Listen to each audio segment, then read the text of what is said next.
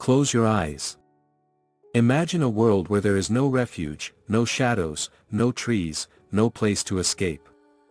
The ground beneath your feet does not just burn, it is fire itself.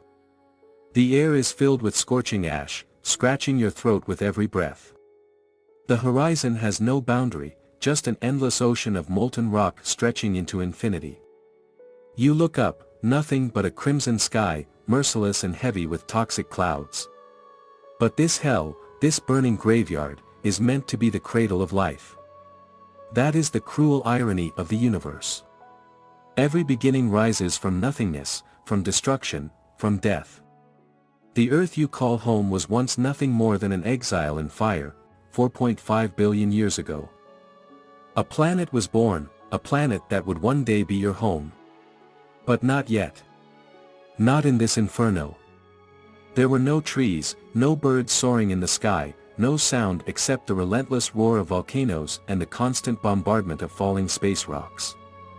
Earth was a searing mass of molten stone, drifting in the endless void of space, without a single witness to ask why, its sky. A sea of smoke and poisonous gas, a suffocating atmosphere of nitrogen, carbon dioxide, ammonia, and sulfur vapor. Every drop of rain that fell evaporated before it could touch the ground. If anyone had been there, standing amidst the toxic haze and unbearable heat, they might have asked, who was this world made for? But there was no one. No observer, no witness, only Earth, and the agony of its own birth. Every minute, a meteorite would tear through the darkness of space, crashing into the planet with such force that chunks of Earth were blasted far into the void. Fire erupted from beneath the surface, rivers of lava flowed like veins of a wounded world. But one impact was unlike any other. A wandering planet, the size of Mars, collided with Earth.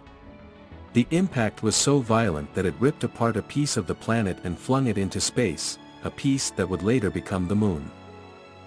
And after that, peace? No. Earth was still at war with itself. Its surface slowly began to cool, forming a thin crust, but beneath that fragile shell, the fire still raged.